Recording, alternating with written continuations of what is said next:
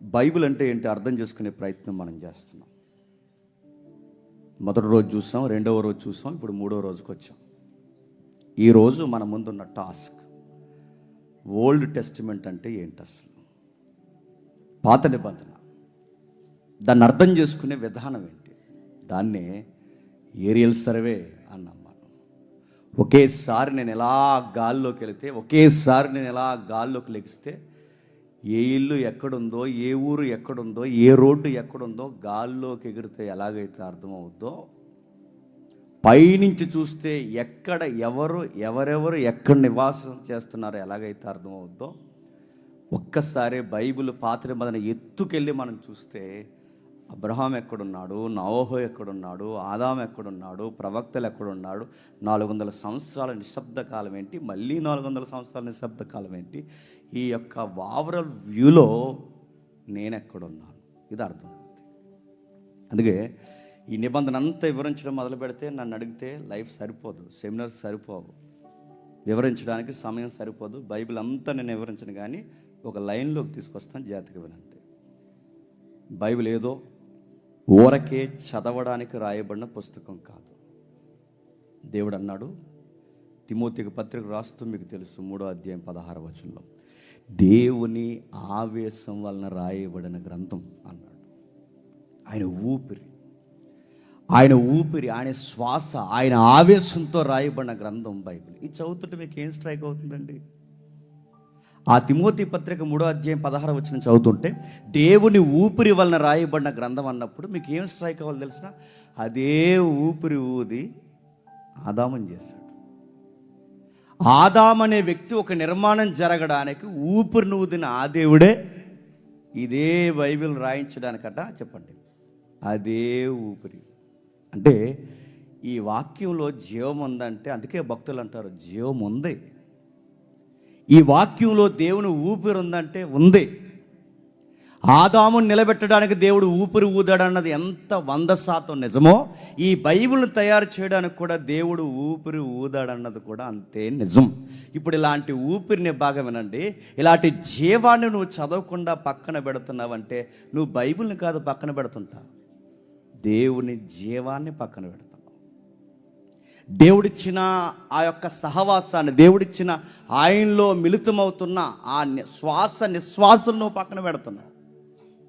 అందుకే ఆదాము నిర్మాణం దగ్గర వాడిన పదమే, ఆదాము నిర్మాణం దగ్గర వాడిన ఊపిరి అనే పదమే మళ్ళీ దేవుడు బైబిల్ అనే గ్రంథం దగ్గర వాడ నా ఊపిరి, నా ఆవేశం, నా యొక్క ప్రేరణతో రాశాను గ్రంథాన్ని, అందుకు చదవాలి.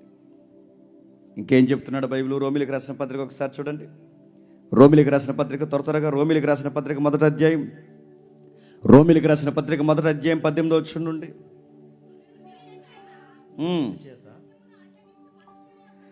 దుర్నీతి చేత సత్యమును అడ్డగించి మనుషుల యొక్క సమస్త భక్తిహీనత మీదను దేవుని కోపము పరలోకము నుండి బయలుపరచబడుచున్నది. ఎందుకనగా దేవుని గురించి తెలియశక్యమైనదేదో అది వారి మధ్య విశుద్ధమై ఉన్నది. దేవుడు అది వారికి విశదపరచను. బాగా వినండి, ఆయన అదృశ్య లక్షణములు అనగా ఆయన నిత్య శక్తియు, దేవత్వము, జగతుత్పత్తి మొదలుకొని సృష్టింపబడిన వస్తువులను ఆలోచించుట వలన తేటపరుచున్నవి గనక వారు నిరతులై ఉన్నారు. ఏమర్థమైందండి చదివితే? దేవుడు అంటే ఏంటో, ఆయన గుణగణాలంటే ఏంటో అర్థం చేసుకోవాలంటే దేవుడు అనుకున్నాడట, నేచర్ని చూస్తే అర్థమవుతాను నేను అన్నాడట, ప్రకృతిని చూస్తే నేను అర్థమవుతాను నేను అన్నాడట.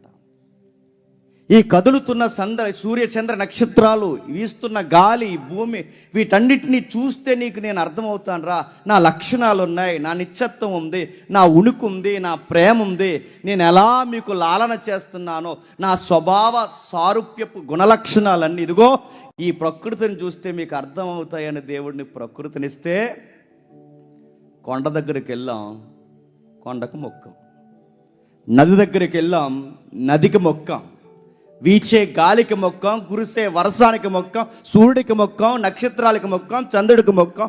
ఆయన్ని తెలుసుకోవడానికి బదులు ఆయన్ని తెలియజేసే ప్రకృతిని మొక్కడం స్టార్ట్ చేస్తాం. అప్పుడు డిసైడ్ అయ్యాడు మళ్ళీ దేవుడు. గుర్తుపెట్టుకోండి, ఏ ప్రకృతిని చూసైతే వీడు నన్ను తెలుసుకుంటాడు అనుకున్నాడో, ఏ ప్రకృతిని చూసైతే మానవుడు నన్ను అంచనా వేస్తాడు అనుకున్నాడో, ఈ ప్రకృతిని చూసి వీడు నేర్చుకునేది ఏమీ లేదనుకున్నాడో ఏమో, మళ్ళీ తనను తాను బయలుపరచుకోవడానికి దేవుడు మళ్ళీ తీసుకున్న నిర్ణయమే చెప్పండి, బైబిల్. ప్రకృతిని చూసి దాన్ని మొక్కడం ప్రారంభించాం. ఆయన ఏంటో మనకు అర్థం అవట్లేదు, ఆయన గుణం అర్థం అవట్లేదు, ఆయన మనసు అర్థం అవట్లేదు, ఆయన ప్రేమ అర్థం అవట్లేదు. అందుకే ఎలాగూ అర్థం చేసుకోలేకపోతున్నావు కనుక తన మనస్సునే పుస్తకం చేసి నీ చేతుల్లో పెట్టాడు. ఇదైనా చదివి నన్ను అర్థం చేసుకోరా అని ప్రకృతిలో చూపించాలనుకున్నాడు. గమనించగలిగిన వారు గమనించారు, గమనించలేని వారు ప్రకృతిని ఆరాధించారు. అందుకే దేవుడు నిర్ణయించుకున్నాడు బైబిల్ రాయాలి. బైబిల్ యొక్క ఔన్నత్యాన్ని మానవుడికి తెలియచేయాలని దేవుడు బైబిల్ని తీసుకొచ్చి చేతుల్లో పెట్టాడు. బైబిల్ అలా స్టార్ట్ అవుతుంది. అందుకే బైబిల్ చదువుతున్నప్పుడు దేవుడు ఆదియందు దేవుడు భూమి ఆకాశములను సృజించిన వచనం చదివితే ఏమర్థమవుతుందండి? ఆదియందు దేవుడు భూమి ఆకాశములను సృజించినట్టు ఏమర్థమవుతుంది? దేవుడు ఉన్నాడని బైబిల్ ప్రూవ్ చేయడానికి బైబిల్ రాయబడలేదు. మరలా చిన్న మాట కాదు ఇది. బైబిల్ దేవుడు ఉన్నాడని నిరూపించడానికి రాసిన గ్రంథం కాదు. మరలా దేవుడు ఉన్నాడని బైబిల్ నిరూపించే ప్రయత్నం చేయట్లేదు. ఉన్న దేవుని యొక్క మనస్సు ఏంటో నిరూపించే ప్రయత్నం చేస్తుంది. That is Bible. ఒకవేళ దేవుడు ఉన్నాడని ప్రూవ్ చేసే ప్రయత్నాలు బైబిల్ చేస్తే బైబిల్ వేరే కోణంలో రాసేవారు. దేవుడు ఉన్నాడు పక్క, ఆ ఉన్నవానిలో ఏముందో, ఆ ఉన్నవానికి కోపం ఏంటో, ఆ ఉన్నవానికి మనస్సు ఏంటో, ఆ ఉన్నవానికి జాలేంటో, ఆ ఉన్నవానికి ప్రేమ ఏంటో, ఇది ఎక్స్పోజ్ చేయడానికే బైబిల్ రాయబడింది. దేవుణ్ణి ప్రూవ్ చేయడానికి కాదు. ఆల్రెడీ దేవుడు ఉన్నాడు పక్క, ఆ ఉన్న దేవుని యొక్క మనస్సు ఏంటి చెప్పడానికి రాయబడింది బైబిల్. అలా బైబిల్ స్టార్ట్ అయింది. ఏముంది బైబిల్లో? గొప్ప సాహిత్యం ఉంది. ఏముంది బైబిల్లో? గొప్ప పుస్తక పాఠశాల ఉంది. ఏముంది బైబిల్లో? ఐగుప్తీల సకల విద్యలు అభ్యసించిన ఒక రైటర్ ఉన్నాడు బైబిల్లో. ఇంకా ఎవరున్నారు? డిఫరెంట్ యాంగిల్స్లో ఉన్న వ్యక్తులు ఉన్నారు. ఐగుప్తీల సకల విద్యలను ఎరిగిన ఒక శాస్త్రాలు ఎరిగిన ఒక పండితుడు రాసిన వైనముంది. అతగాడు పేరు మోసే. డిఫరెంట్ ఏంటో తెలుసా? ఈయనకి పూర్తి ఆపోజిట్గా ఉండే మరొక వ్యక్తి, మేడికాయలు ఏరుకుని పశువులు వెనకాల తిరిగే సామాన్యమైన ఒక పశువుల కాపరి ఆమోసు రాశాడు. సకల శాస్త్రాలు రాసిన వాడు ఎక్కడ? మేడికాయలు ఏరుకుంటూ వెనకాల తిరుగుతూ గొర్రెల వెనకాల తిరుగుతున్న ఈ సామాన్యుడు ఎక్కడ? అంటే బైబిల్ ఒక్కరు రాసిన వ్యవహారం కాదు. బైబిల్ ఎవరో కూర్చుని రాసిన కథ కాదు. బైబిల్ ఇలా రాస్తే బాగుంటుందని అనుకుని రాసినది కాదు. అలాంటి స్క్రిప్ట్ బైబిల్లో లేదు. డిఫరెంట్ యాటిట్యూడ్ కలిగిన వ్యక్తులు ఉన్నారు. బాగా చదువుకున్నవాడు మోసే అయితే, మేడికాయలు ఏరుకుని పశువులు వెనకాల తిరిగి పుస్తకాలు రాసినవాడు ఆమోస్. ప్రపంచ టాప్ ఫిలాసఫర్స్ ఎవరైనా ఉంటే అందులో వన్ ఆఫ్ ది ప్లేస్ కొట్టగలిగే క్యాపబిలిటీ ఉన్న వ్యక్తి పౌలు రాశాడు. ఇంకా ఎవరు రాశారు? చేపల బట్టే పేతురు రాశాడు. అసలు అర్థమవుతుందా ఎలాంటి వాళ్ళు రాశారు బైబిల్? అంటే ఆ వ్యక్తికి ఈ వ్యక్తికి సంబంధం లేదు, ఆ ఊరికి ఈ ఊరికి సంబంధం లేదు, ఈ వ్యక్తి వాట్సాప్లో చాటింగ్లు లేవు. ఇలా రాస్తే బాగుంటుంది, నేను ఎక్కడి వరకు రాసి ఆపేశాను, ఇక్కడి నుంచి నువ్వు కొనసాగించడానికి గూగుల్లో మాట్లాడుకునే అంత సౌలభ్యం లేదు. అసలు నేను ఇలా అనుకుంటున్నాను, నువ్వు కూడా దాన్ని కంటిన్యూ చేయి, మళ్ళీ మన ఇద్దరికి ఎర్రర్స్ వస్తాయి అనుకోలేదు. ఇప్పుడు స్పీకర్లు ఉన్నారండి, మా డాక్టర్స్ అన్నీ ఒకటి కాకపోతే సాయి వెంకటేశ్వర అన్న ఒకటి చెప్తాడు, నేను ఒకటి చెప్తాను. ఇప్పుడు మా ప్రసంగాలు మాకే వ్యతిరేకం అవుతాయి. ఏదికి ఎక్కే ముందు ఇందులో ఎవరిని వాడాలి, ఎవరిని వాడకూడదు, ఈ వ్యక్తిని వాడడం వలన సంఘానికి మేలా కీడా, ఇతను బాధ ఏంటి, ఇతని ప్రవర్తన ఏంటి, నిలబెట్టొచ్చా ఇన్ని లెక్కలు వేసుకుంటే కానీ ఇక్కడికి ఎక్కడానికి మేము ఒప్పుకోము. అక్కడి వరకు ఎందుకంటే చిన్న ప్రార్థన ఇవ్వాలంటే ఇవ్వచ్చా ఇవ్వకూడదా? ఎందుకంటే మా మాటలు మాకు వ్యతిరేకం అవుతే, మా ఇబ్బందులు మాకు వ్యతిరేకం అవుతే, అందుకంటే అంత త్వరగా మేము ఏ స్పీకర్ని పిలవం, అంత త్వరగా ఎవరిని ఈయన బాగా వాడబడి మాకు వద్దు. డాక్టర్ని బాగుందా లేదా, సిద్ధాంతం బాగుందా లేదా, ఎందుకంటే తప్పులు వస్తాయి. ఇప్పుడు ఒకరికొకరు వ్యతిరేకంగా ఉంటే, మా బోధలు మాకే వ్యతిరేకంగా ఉంటే విశ్వాసంలో భాగమేనండి. ఎవరు బలహీనలు అయిపోతారు తెలుసా? మీరు బలహీనలు అయిపోతారు. నిజానికి ఈ లెసన్ నేను చెప్పాలి. విశ్వాసం ఎలా ఉండాలి, ఒక్కటికి ఎలా ఉండాలి, టైం ఉంటే చెప్తాను, లేదంటే లేదు, ఇంక వచ్చే సంవత్సరమే. ఎప్పుడైతే దీని గురించి మనం మాట్లాడుకున్నప్పుడు దీని గురించి మనం మాట్లాడడం ఒకటే ఏకత్వం కలిగి ఉండాలి, విశ్వాసం కలిగి ఉండాలి. అరే ఒక 6 రోజులు సెమినార్ చేయడానికి, 6 రోజులు సెమినార్ చేయడానికి మాకు ఏకత్వం లేకపోతే నెక్స్ట్ సెమినార్కి మీరు రారు.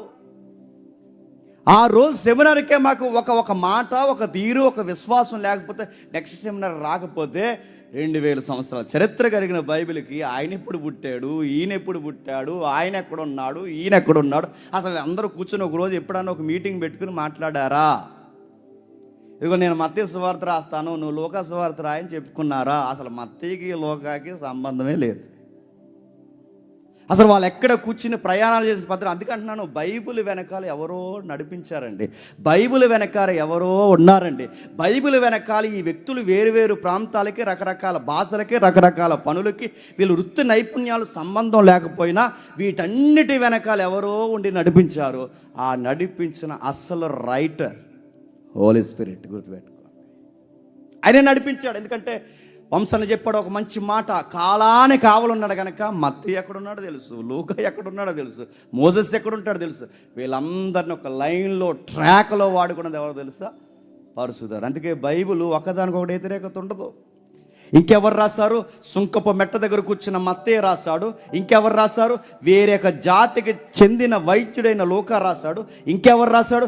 గొర్రెల కాపరైన దావీదు రాశాడు. ఇంకెవరు రాశారు? ప్రపంచంలో ఆయనకి ముందు కానీ ఆయన తర్వాత కానీ, ప్రపంచంలో ఆయనకి ముందు కానీ ఆయన తర్వాత కానీ అంత జ్ఞాని పుట్టలేదు, పుట్టడు, ఇంకెప్పటికీ రాడు. అంత జ్ఞాని అయిన సొలొమోను రాశాడు. 2000 సంవత్సరాల చరిత్రలో ఏమి రాశారంటే బైబిల్ని పాత నిబంధన ఎబ్రీలో రాశారు. బాగా వినండి, పాత నిబంధన ఎబ్రీలో రాశారు. దాన్ని ఇబ్రూ అని కూడా అంటారు. అడవాడు గాలివాడు నా మీద వీడియో పెట్టాడు, ఇబ్రూ అంటారు రయ్యా. తెలుగులో ఎబ్రీ అంటారు, ఇంగ్లీష్ ప్రొనౌన్సియేషన్లో ఇబ్రూ అంటారు. దాన్ని పక్కా బాగా వినండి, పాత నిబంధన ఎబ్రీలో రాశాడు. నూతన నిబంధనని పక్కా గ్రీకులో ఈ పదం వాడుతాను ఏమనుకోకండి, గ్రీకులో ఇంకా లో స్టాండింగ్లో ఉన్న బజార్ లాంగ్వేజ్తో రాశారు. బజార్ అంటే తప్పు కనుకోకండి, బజార్ అంటే సామాన్యంగా సంతల్లో ఈదుల్లో మాట్లాడుకుంటారు చూసారా, అలాంటి వాయిస్తో రాశారండి. Market language correct word, market లాంగ్వేజ్తో రాశారు. బజార్ మాటతో రాశారు. అంటే బజార్ అంటే మీరు తిట్టుకునే తిట్లు అనుకోకండి, నలుగురు సెంటర్లో కూర్చొని మాట్లాడుకునే సామాన్యంగా మాట్లాడుకునే టెక్స్ట్ బుక్ లాంగ్వేజ్ ఉండదు, అక్కడ ఉంటుందా? సామాన్యంగా మాట్లాడుకునే ఒక సామాన్య దిగువ స్థాయి గ్రీకులో రాశారు. ఎందుకు? అందరికీ వెళ్ళాలని. ఇంకేమున్నాయి ఇందులో హైలైట్స్? యెహోవా నా కాపరి అన్నాడు ఒక ఆయన. యెహోవా నా కాపరి అన్నది ఎవరు? కాపరి అన్నాడు, అదే హైలైట్. యెహోవా నాకు రాజై ఉన్నాడు అన్నాడు, ఎవరు అన్నది? రాజే నా రాజు అన్నాడు ఆయన, అదే హైలైట్స్. ఇంకేమున్నాయి? వ్యర్థం అన్నవాడే, వ్యర్థం అన్నది కేవలం లైఫ్లోనే కాదు సాంగ్స్లో కూడా వ్యర్థం అన్నాడు, అదే హైలైట్స్. ఇంకా ఏమున్నాయి బైబిల్లో? ఆదాము దగ్గర నుంచి ప్రకటన గ్రంథం వరకు కథలు ఉన్నాయి, సంభాషణలు ఉన్నాయి, సంఘటనలు ఉన్నాయి, ఆటలు ఉన్నాయి, ప్రేమ గీతాలు ఉన్నాయి, ఏడుపులు ఉన్నాయి, దుఃఖాలు చెప్పలేని, వ్యక్తీకరించలేని పదాల బరువులు ఉన్నాయి. ఇంకేమున్నాయి బైబిల్లో? బైబిల్ యొక్క చరిత్ర అలా చదువుకుంటూ వెళ్ళిపోతే మానవుని యొక్క వికృత రూపం ఎలా మారిపోయిందో కనబడిన ఒక చరిత్ర ఉంది బైబిల్. ఆ బైబిల్ని అలా చదువుతుంటే ఏమవుతుందంటే నేను మారుతాను. ఆ బైబిల్ అలా చదువుతుంటే ఏమవుద్ది? సొసైటీలో గొప్ప సంస్కరణ జరుగుతుంది. మీరు ఊహించుకోండి, ఈ మాట ఎందుకో ప్రాక్టికల్గా ఊహించుకోండి. అసలు బైబిల్ లేకపోతే ఈ సొసైటీ ఎలా ఉంటుందో ఒకసారి ఊహించుకోండి. అసలు లేదు బైబిల్ లేదు. బైబిల్ లేకపోతే సమాజం ఎలా ఉంటుందో ఒకసారి గెస్ చేయండి. అంత పిక్చర్ మాకు అర్థం లేదంటారా? కిందకు వద్దాం. బైబిల్ లేకపోతే మన దేశం ఎలా ఉంటుందో ఆలోచించండి. ఇంకా అంత ఎదగలేదంటారా? కిందికి. బైబిల్ లేకపోతే అసలు నువ్వు ఎలా ఉంటావు ఎప్పుడన్నా ఊహించుకో. ఆ బైబిల్ ఉంది కనుక ఇక్కడికి వచ్చావు, ఆ బైబిల్ ఉంది కనుక నేను ఎక్కడ ఉన్నాను, లేదా ముగ్గురు నలుగురు చంపే తిరుగుతున్నాను. ఆ బైబిల్ ఉన్నా కనుక మీరు ఎక్కడున్నారు, ఆ బైబిల్ ఉన్నాక ఇక్కడ ఉన్నారు. ఈ బైబిల్ నన్ను పట్టుకుంది కనుక రౌడీ సీడర్గా మారిపోసిన మాలాటోళ్ళు సువార్థికులు అయ్యారు. బైబిల్ లేకపోతే ఊహించండి మన లైఫ్ ఎలా ఉంటుంది. బైబిల్ లేకపోతే మన విధి విధానాలు ఎలా ఉంటాయి. అసలు బైబిల్ లేకపోతే మీ దాంపత్యం ఎలా ఉంటుంది. అసలు ఈ గైడ్ చేసే విధానం లేకపోతే ఏమవుతును. అందుకే బైబిల్ గొప్పది. బైబిల్ లేకపోతే ఈ సమాజాన్ని ఊహించలేం. బైబిల్ లేకపోతే ఈ సమాజాన్ని అర్థం చేసుకోలేం. బైబిల్ ఉండాలి. బైబిల్లో ఇంకేముంది, బైబిల్ చదువుతుంటే ఒక ఓవరాల్ పిక్చర్ మనకు కనబడుతుంది. ఆ పిక్చర్ మనం చదువుతుంటే ఒక విచిత్రమైన పదాలు మనకు కనబడతాయి. త్వరగా మనకు మధ్యాహ్నం ప్రవీణ్ అన్న గారు వస్తున్నారు, సాయంత్రం వరకు మనతో గడుపుతారు. ఈరోజు ఆఫ్టర్నూన్ సెషన్ నైట్ వరకు ఆయనే మన మధ్య వాడబడుతున్నాడు. కాబట్టి టైం ఆయనకి ఇవ్వాలి. నేను త్వరగా పరిగెడతాను, ఎందుకంటే పాత నిబంధన డీల్ చేస్తే కానీ రేపు లాస్ట్ రోజు మళ్ళీ క్రొత్త నిబంధన నేను చెప్పలేను. అందరు రెడీయా? దూరం వెళ్ళిపోతారా? Okay right. మరి వెళ్తే వెళ్ళనిస్తామా? చూద్దాం. బైబిల్ని 4 భాగాలుగా చదువుతారు. బాగా వినండి, బైబిల్ని 4 భాగాలుగా చదువుతారు. ఒకటి, ఇప్పుడు మనం స్టార్ట్ చేసి చూస్తారా, ఓవర్ వ్యూగా ఒకసారి చదువుతారు. ఇది మొదటి పద్ధతి. రెండవది, వచనం వెంబడి వచనం చదువుతారు. ఇది రెండవ పద్ధతి. మూడవది, టాపిక్ వే చదువుతారు. అంటే ఒక టైటిల్ తీసుకుంటాడు, ఒక టాపిక్ తీసుకుంటాడు. దాన్ని ఉదాహరణకి అసలు మానవుడు అంటే ఏంటి, ఇది ఒక టాపిక్. అది ఆదికాండం నుంచి ప్రకటన గ్రంథం వరకు ఎలా ఉంటుందో దీని ఒక టాపిక్ తయారు చేస్తారు. రెండోది, పాపం అంటే ఏంటి, దాని గురించి బైబిల్ ఏమని స్టేట్మెంట్ ఇస్తుంది, దాన్ని ఏ విధంగా మాట్లాడింది, ఇది ఒక టాపిక్. ఆదాము దగ్గర నుంచి, బాగా వినండి, ఆదాము దగ్గర నుంచి క్రొత్త నిబంధన పుస్తకాల వరకు ఏం జరిగింది, ఈ విషయంలో దీని గురించి ఇదిగో హోలీ స్పిరిట్ కొరకు దేవుడు ఏం మాట, ఇది ఒక టాపిక్.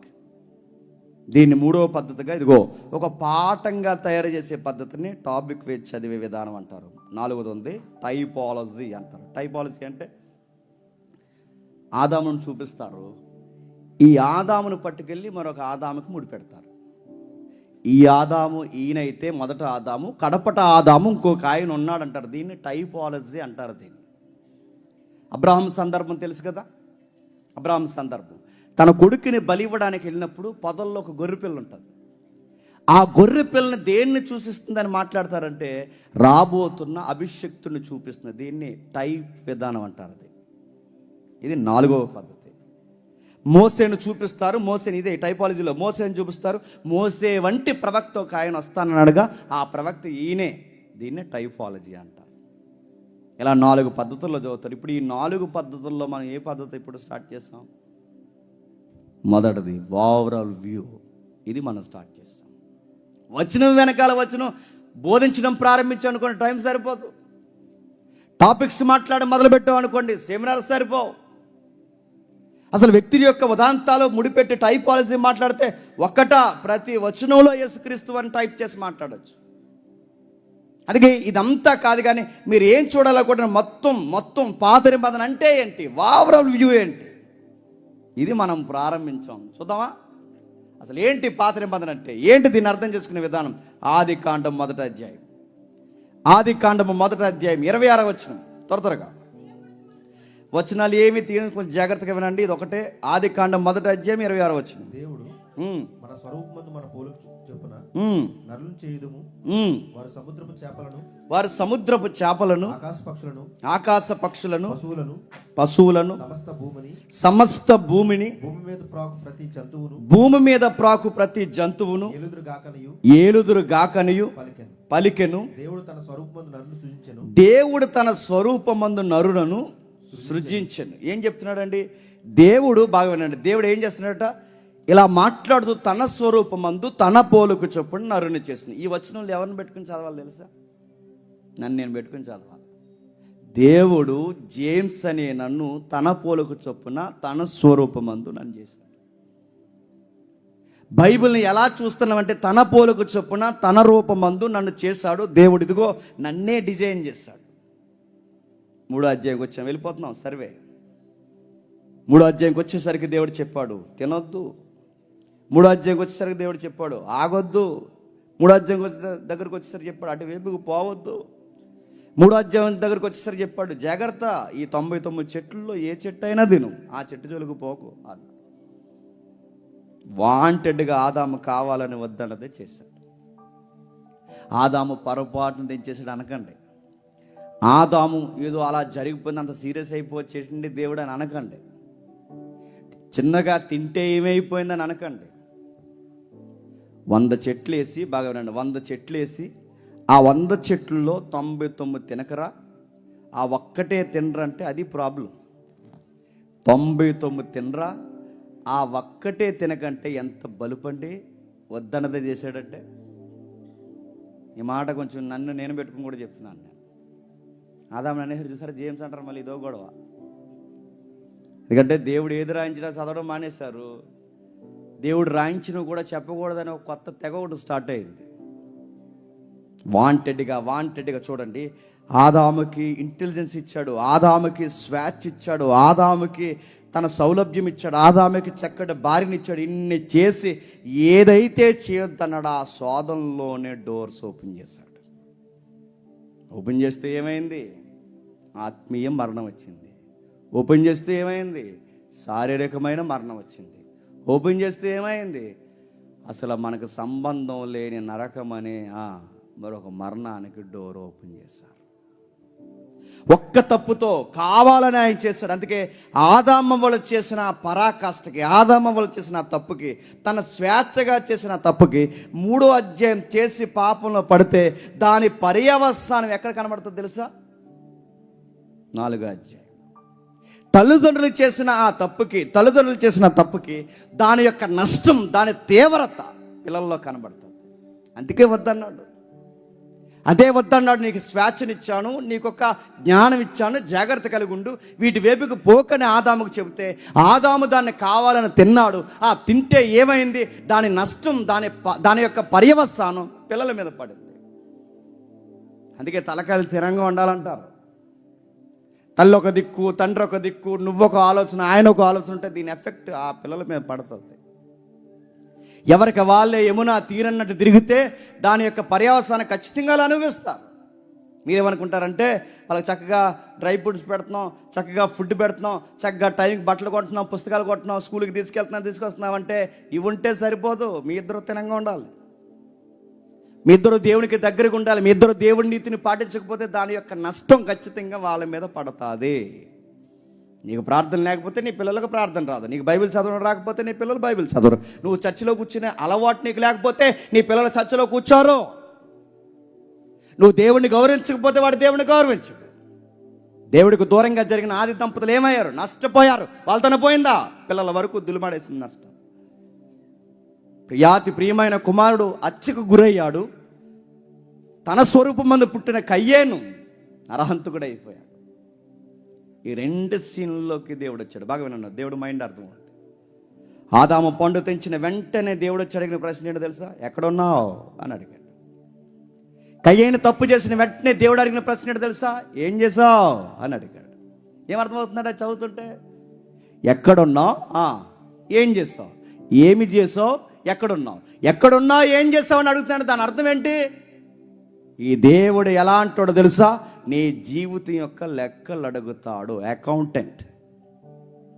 బైబిల్ చదువుతుంటే ఒక కథలా చదవడం కాదు, ఈ బైబిల్ వెనకాల ఎవరిదో మైండ్ ఉంది.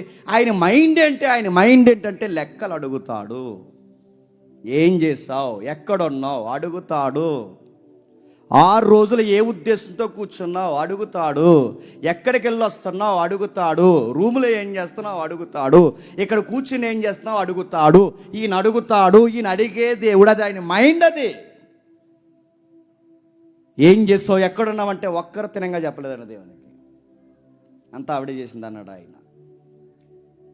వాళ్ళ నాన్నకున్న పొగరకు మించిన పొగరకు అయ్యానికి వచ్చింది తెలుసా? ఆడెక్కడ ఉంటే నేను చూడ, నేను కాపలా వాడినా అన్నాడు. ఆడికి ఎంత పొగరండి. వాళ్ళ తల్లిదండ్రుల యొక్క రెక్లెస్ యాటిట్యూడ్ ఎవరగా పుట్టిందో తెలుసా?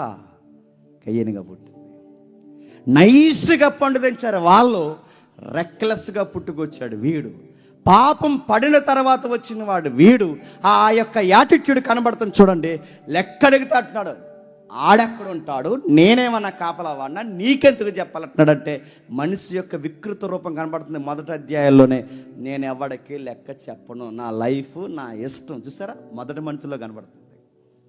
నా జీవితం నా ఇష్టం, నేను ఎవడికి లెక్క చెప్పాలి? అలా చరిత్ర దాటింది, మొదటి అధ్యాయం దాటింది, రెండో అధ్యాయం దాటింది, మూడో అధ్యాయం దాటింది, నాలుగో అధ్యాయం వచ్చేసరికి హత్యలు, మారణకాండలు స్టార్ట్ అయిపోయాయి. 5వ అధ్యాయంలో విచిత్రమైన పదం ఉందండి, ఒకసారి చదవండి. 5వ అధ్యాయం అన్ని అధ్యాయులు చెప్పేసి అన్నీ అనుకోకండి, వివరాలు ఇవే చెప్తాను. ఆదికాండం 5వ అధ్యాయం మొదటి 2 వచనాలు. ఆదాము వంశావళి గ్రంథం ఇదే. దేవుడు ఆదామును సృజించిన దినమున దేవుని పోలికగా అతను చేసెను, మగవానిగాను ఆడదానిగాను వారిని సృజించి వారు సృజింపబడిన దినమున దేవుడు వారిని ఆశీర్వదించి నరులని పేరు పెట్టాను. నరులని పేరు పెట్టాను. బాగా వినండి, మొదటి వచనానికి రెండవ వచనానికి తేడా మీరు గమనించండి. మొదటి అధ్యాయంలో దేవుడు చేసినప్పుడట దేవుని పోలికగాను దేవుని స్వరూపంలోనూ చేశాడట. కానీ 5వ అధ్యాయం వచ్చేసరికి విచిత్రమైన పదం ఏంటో తెలుసా?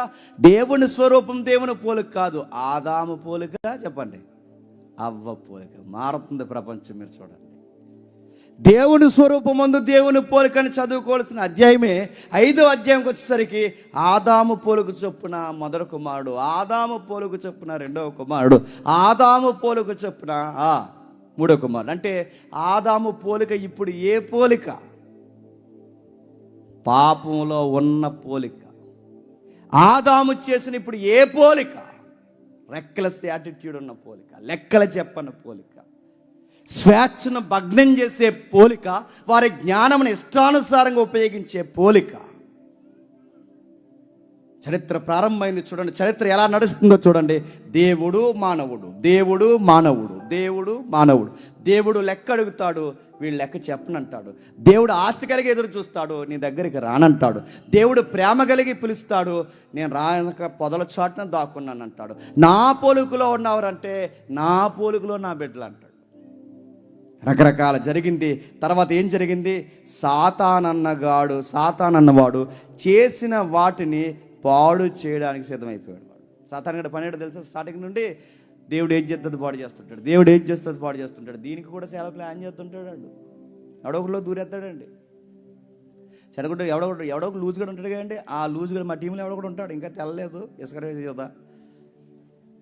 ఎవడొకడు లూజ్గా ఉంటాడు, ఆ లూజుల్లోకి దూరేస్తాడు, అంతే. మొత్తం వ్యవస్థను చెడగొడతాడు. అదో రకమైన దైవ లక్షణాలు వచ్చేస్తాయి అడిగి. ఆదాము దగ్గర నుంచి సాతాను పన్నెండు తెలుసా? ఎవరో ఒకరిలోకి దూరుతాడు, ఏదో ఒకటి చేస్తాడు, మొత్తం వ్యవస్థను చెడగొడతాడు. దేవుడు బాగా వినండి, బైబిల్ అర్థమవుతుంది. దేవుడు ఏం చేస్తాడు? సాతానుగాడు దేవుడు చేసిన చెడగొడితే చెడిపోయిన దాన్ని మళ్ళీ యథాస్థితికి తీసుకొచ్చే ప్రాజెక్ట్ ఎవరు పెట్టుకున్నారో తెలుసా? దేవుడు. అదే ఆయన మైండ్ సెట్. దేవుని మైండ్ అర్థం అవ్వాలి. ఇంకేం జరిగింది? ఇలా సాతానుగాడు పాడు చేయడం, దేవుడు బాగు చేయడం, సాతానుగాడు పాడు చేయడం, దేవుడు మళ్ళీ యథాస్థితికి రావడం. ఈ ప్రశ్న మీకు రావచ్చు, అసలు సాతానుగాడిని తీసేస్తే బాగుంది కదండి అని. సాతానుగాడిని తీసేస్తే బాగుందిగా, మానవులను పాడు చేయకుండా ఉందడుగా, సాతానుగాడే లేకపోతే బాగుందిగా, అసలు మానవుడు అన్నోడు చెడిపోకుండా ఉంటుంటే నన్ను అడిగితే ప్రాబ్లం సాతానుగాడు కాదు. నీకు బైబిల్ సరిగ్గా అర్థమైతే ప్రాబ్లం సాతానుగాడు కాదు, ప్రాబ్లం నీకు నువ్వే. నీకు స్వేచ్ఛ ఉంది, జ్ఞానం ఉంది, నీకు ఏ నిర్ణయం తీసుకోవాలో ఏ నిర్ణయం తీసుకోకూడదు నీకు అన్నీ ఉన్నప్పుడు, ఇంత చక్కటి విషయం ఉన్నప్పుడు సాతానుగాడు ఏం చేయగలడు? వాడు నువ్వు తినంగా ఉంటే వాడు ఏమైనా చేయగలడా? ఎవడో తండ్రి అన్నాడట, మా పిల్ల వయసుకు వచ్చింది, ఎవడన్నా ఈదులో తిరిగిన మాకు ఎవరు కూడా ఎత్తాను అన్నాడట. నన్ను ఈదులో తిరగకుండా ఆపేస్తావా? ఈదులో తిరగకపోతే సొంతలో తిరుగుతారు, సొంతలో తిరగకపోతే పక్కింట్లో తిరుగుతారు, పక్కింట్లో తిరగకపోతే ఎదురుగా మీ పాప కాలేజీ పోవడం, కాలేజీ ఎదురుగా తిరుగుతాడు. ప్రాబ్లం ఇది కాదు, ప్రాబ్లం పక్కిళ్ళు కాదు, ప్రాబ్లం కాలేజీ కాదు. చెప్పండి, మన పిల్ల బంగారం అయితే మనం బంగారం బాగుంటే గుర్తుపెట్టుకోండి. కుక్కలు ఎన్ని తిరిగినా చెప్పండి, బంగారం లాంటి చుక్కలాంటి మన తల్లిని ఎవడు ఏమీ చేయలేడు. ముందు మన బంగారం తినంగా ఉండాలి. ఈదులోడు తప్పేటి ముందు మరి మన ఇంట్లో ఉంది కుంపటే. ఈవిడ గారు తినంగా ఉండుంటే అన్నీ బాగుండు. ఈవిడ అలా చూశాడు, పైకి వెళ్తే ఈవిడ ఎలా సిగ్గుపడిపోతుందంటే ఇంక అయ్యింది, ఇంకా కొంప. ఈవిడ తినంగా ఉండాలిగా. ఆడి పని పట్టలేదు, చదువు లేదు, ఆడి గాలికి తిరుగుతున్నాడు, ఈవిడ ఎందుకు చూస్తుంది? గుర్తుపెట్టుకోండి, మనుషుడు అన్నవాడి ఎగ్జాంపుల్ మీకు అర్థమైతే, నువ్వు తినంగా ఉంటే ఆ గాలి అదవా ఈదులో తిరిగిన సాతనగాడు ఆడేం చెప్తాడు? బాగా ఆడు ఈదులోకి వచ్చినా ఇంట్లోకి వచ్చినా వాడు ఏం చేయలేదు. ఎందుకంటే మనం ఖచ్చితంగా ఉన్నాం, మన జ్ఞానం ఉంది, మనకి దేవుని యొక్క సౌలభ్యం ఉంది, దేవుని యొక్క సహాయం ఉంది, దేవుని ఇచ్చిన స్వేచ్ఛ ఉంది. దేవుడిచ్చిన ఆ జీవితం ఉన్నప్పుడు మనకు అర్థమైతే నేను అడుగుతున్నాను, వాడేం చేయగలడు? అది అలాగేం కాదు ప్రభువా, నేను తప్పు చేస్తున్నప్పుడు లేదా ఆదాము తప్పు చేస్తున్నప్పుడు వెంటనే నా చేయబట్టుకొచ్చు కదా ప్రభు అంటే పట్టుకోడు. రే ఏంట్రా పని ఏంట్రా అని దేవుడు ఆపడు. రే అక్కడ చేయబెడుతున్నాడురా అని ఆపడు. ఎందుకు చెప్పనా, ఆయన అలా ఆపితే మనిషి స్వేచ్ఛ తీసేసినాడు అవుతాడు. మన స్వేచ్ఛకి ఎప్పుడు భగ్నం కలిగించాడు, మన జీవితానికి ఎప్పుడు అడ్డు చెప్పడు. ఆయన ముందుగా చెబుతాడు. ఏమని చెప్తాడంటే జాగ్రత్త జాగ్రత్త. ఆదాము తప్పు చేస్తున్నప్పుడు వచ్చి చెప్పాడు, కయ్యేను నరుగుతున్నప్పుడు వచ్చి చెప్పాడు. బాగా వినండి, ఆదాము తప్పు చేస్తున్నప్పుడు వచ్చి చెప్పాడు, కయ్యేను తన తమ్ముడిని చంపుతున్నప్పుడు వచ్చి చెప్పాడు. దేవుడు ఎప్పుడు చెప్తాడంటే జరగబోయే నష్టం ముందు ఏదో ఒకలాగా హెచ్చరికిస్తాడే తప్ప నీ చేయి పెట్టుకుని అలా చేయగరా అండో చెబుతాడు అంతే. ఎందుకంటే నీకు ఇచ్చే స్వేచ్ఛ నీకు ఇస్తాడు. అలా దాటాం. 6వ అధ్యాయంకి వస్తాం. 6వ అధ్యాయంకి వచ్చేసరికి దేవుడు ఆశపడిన పిల్లలు, దేవునికి వ్యతిరేకంగా ఉన్న నరులు, వారు వీరు కలిసి మిశ్రిత జనంగా కలిసి కొత్త కొత్త పెళ్ళిళ్ళు చేసుకుంటారు. సమాజం పాడైపోయింది. 7వ అధ్యాయంకి వచ్చేసాడు. 7వ అధ్యాయంకి వచ్చేసరికి దేవుడు చూస్తున్నాడు, కయ్యేను బాగలేదు, సంతానం బాగలేదు, ఎవరూ బాగలేదు. సరిగ్గా దేవుడికి ఒకడు దొరికాడు, ఆయనే నోవహు దొరికాడు. నోవహు ద్వారా దేవుడు మాట్లాడుకున్నాడు. నోవహు ద్వారా దేవుడు మాట్లాడుతున్నాడు. నోవహు అనే దేవుడు ఎందుకు ఎంపిక చేసుకున్నాడు? నోవహు దేవుని మాట వింటాడు, అంటే లెక్కకు సరిగ్గా సరిపోతాడు. మీకు మైండ్ అర్థమవుతుందో లేదో, దేవుడు లెక్క అడిగినప్పుడు ఆ లెక్క అలా సరిపోవాలి. ఆ లెక్క ఎప్పుడైతే సరిపోయిందో ఆ లెక్కలకు సరిపోయే వ్యక్తి కనుకే నోవహు నచ్చాడు. అప్పుడు దేవుడు అన్నాడు, నువ్వు నాకు లోబడుతున్నావు గనక, నా మాట వింటున్నావు గనక కొత్త ప్రపంచం నీతో స్టార్ట్ చేస్తా అన్నాడు. మీకు ఏమర్థమవుతుందండి? దేవుడు ఎవరిని వాడుకుంటారో తెలుసా? ఆయనకి ఎంత బాగా లోబడి లెక్కకు సరిపోతామో చెప్పాలి, వారిని బాగా వాడుకుంటాడు. నాకు నచ్చిందల్లా చేసేసి ఇది దేవుడికి నచ్చేస్తుందిలే అనుకుంటే తొక్కేస్తాడు. గుర్తుపెట్టుకోండి, ఆయన అలా ఉండడు. ఆయన చేసేది ఏంటంటే ఆయనకు అనుకూలంగా ఉండాలి, ఆయనకు లోబడాలి. అందుకే ఆదాము లోబడలేదు, నోవహు లోబడ్డాడు. ఆదాముకి ఇచ్చిన వాగ్దానం మళ్ళీ ఎవరికి ఇస్తున్నాడు?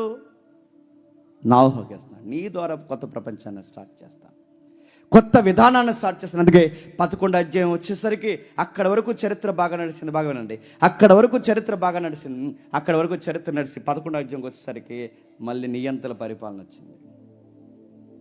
మానవుని యొక్క బుద్ధి ఎలా ఉందో, మానవుని యొక్క హృదయం ఎలా ఉందో, మానవుని యొక్క భ్రష్ట లక్షణాలు ఎలా ఉన్నాయో, దుష్టత్వం ఎంత పెరిగిపోయిందో 11వ అధ్యాయం కీలక పాత్ర పోషిస్తుంది. ప్రపంచం ఎలా విభజింపబడిందో, భాషలు ఎలా వచ్చాయో, నియంత పరిపాలన ఎక్కడ పునాదులు పడిందో, ఐడల్ వర్షిప్ ఎలా స్టార్ట్ అయిందో, ఆకారాలు నిర్మాణాలు కట్టి దేవుణ్ణే జేబీలో పెట్టుకోవాలన్నంత పొగర ఎక్కడ పెట్టరేగిపోయిందో ఆదికాండం 11వ అధ్యాయం చెబుతుంది. ప్రపంచ వ్యవస్థలు ఎలా ప్రారంభమయ్యో ఆదికాండం. అందుకే ఏదన్నా మూలం దొరకాలి అంటే 10-11 అధ్యాయంలో దొరుకుతాయి. ఆ వ్యక్తుల పేర్లే దేశాలయ్యాయి, ఆ వ్యక్తుల పేర్లే జాతులయ్యాయి, ఆ వ్యక్తుల పేర్లే నైసర్గిక స్వరూపంలో ఎక్కడెక్కడ ఏ జాతి ఉద్భవించిందో ఆ వ్యక్తుల పేర్ల మీద ఉద్భవించాయి. రామేశ్వరం పేట అన్నారు, దీనికి ఒక మూలం ఉంటుంది ఎక్కడో, జాగ్రత్తగా తీగలాగితే. మా ఇంటి పేరు పోసపల్లి, దానికేదో మూలం ఉంటుంది. పలానా వారు దొడ్డ, దానికేదో మూలం ఉంటుంది. అలా మూలాలు వెళితే ప్రతి దానికి మూలం. అక్కడి నుంచి ప్రపంచాలు వ్యక్తుల పేర్ల మీద విడిపోయాయి, ప్రపంచ జాతులు వ్యక్తులు జాతులుగా విడిపోయాయి. అక్కడి నుంచి ప్రపంచం ప్రారంభమైంది. 11వ అధ్యాయంకి వచ్చేసరికి ప్రపంచం వికృత చర్యలకు మళ్ళీ నాంది పలికింది. మీకు అర్థమవుతుందా? దేవుడు మానవుడు, దేవుడు మానవుడు. 12వ అధ్యాయంకి వచ్చేస్తాం. దేవుడు ఎదురు చూశాడు, ఎవరున్నారు? మళ్ళీ నోవహు వెళ్ళిపోయాడు, తన కాలం ముగించుకోండి. పితరుడైన అబ్రహాము కనబడ్డాడు. తన లైఫ్ని దేవుడు ఇష్టపడ్డాడు.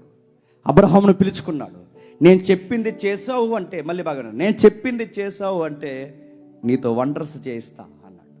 నేను చెప్పింది చేసావు అంటే దేశం రాసిచ్చేస్తా అన్నాడు. నేను చెప్పింది చేసావు అంటే నీ శత్రువుకి నేను శత్రువు అవుతా, నీ మిత్రుడికి నేను మిత్రు అవుతా, నువ్వు శపిస్తే నేను శపిస్తా, నువ్వు దీవిస్తే నేను దీవిస్తా. కానీ షరతు ఒకటే, నువ్వు నాకు లోబడితే ఇవన్నీ చేస్తా. ఆయన మైండ్ అర్థం అవ్వాలండి. ఆదాము లోబడితే సృష్టిని తెచ్చి పాదాల దగ్గర పెట్టాడు. నోవహు లోబడితే ప్రపంచం నీ ద్వారా ఉద్భవింపజేస్తా అన్నాడు. అబ్రహాము మాటిని లోబడితే చెప్పండి, ప్రపంచంలో మళ్ళీ వండర్ క్రియేట్ చేస్తా నీతో అన్నాడు. మీకు ఏమర్థమవుతుంది చదువుతుంటే? ఆయనకు లోబడితే చాలండి, ఆయనకి లెక్కకు సరిగ్గా తూగితే చాలండి, మనకు మనమే ఆశ్చర్యపోయేంత వండర్స్ మనకు చేసేస్తాడు దేవుడు. అబ్రహాం అని అన్నాడు, నీ లైఫ్ నాకు ఇవ్వు, నాకు అకౌంటబిలిటీ మెయింటైన్ చేయి. ఒక లెక్క అడుగుతున్నాను, ముందు ఆ బంధువులు చుట్టాలు ఆ చెత్త చెదారం వేసుకుని తిరగడం మానే. ముందు నీ తండ్రి ఇంటి వారిని నీ వెనకాల ఉన్నారుగా సోదిబెచ్చ, ఆ సోదిబెత్తనంతా వదిలేసి రా. ఎందుకంటే వాళ్ళు నది ఆవల దేవతలు మొక్కుతారు, వాళ్ళకి భక్త భయమా. వాళ్ళందరిని వదిలేసి బయటికి రా. వాళ్ళందరిని వదిలి బయటకు వస్తే ఆ మూఢనమ్మకాల మనసుల నుంచి, ఆ నదీ పరివాహక ప్రాంతాల్లో బతుకుతున్న వారి దగ్గర నుంచి నువ్వు బయటికి రా, నిన్ను ఆశీర్వదిస్తానన్నాడు. ఎందుకంటే అమ్మ నాన్నగారు వాళ్ళ చుట్టాల పట్టాలు ఏం మొక్కుతారు? సూర్య చంద్రులను మొక్కుతారు. నది ఆవలు ఏం మొక్కుతున్నారట? సూర్య చంద్రులు మొక్కుతారు. డిఫరెంట్ అని చెప్పిన దేవుడు బలేటోడండి. దేవుడు ఎలా ఉంటాడంటే, ఏ సూర్య చంద్రులను మొక్కుతారు ఇన్ని రోజులు వాళ్ళ ఇంట్లో, ఏ సూర్య చంద్రులను అయితే వాళ్ళు మొక్కుతారో అదే నక్షత్రాలను దేవుడు చూపించాడట. అలాంటి పిల్లల్ని ఇస్తాను కావాలా అన్నాడట. ఇప్పుడు అబ్రహం ఏం చేయాలండి? మనమైతే ఏం చేద్దాం? నక్షత్రాలకు పూజ చేద్దాం. పూజ ఇలా ఎత్తాడు దేవుడు, ఇదిగో నా పిల్లలు అంటామా. అబ్రహాంతో దేవుడు మాట్లాడే సంభాషణ అర్థమవుతుందా? మీ ఇంట్లో ఏవైతే మొక్కుతారో అవే నీకు చూపించి నేను వాగ్దానం చేస్తున్నాను, ఆలకలాగే మొక్కుతావా, నా వైపు తిరుగుతావా?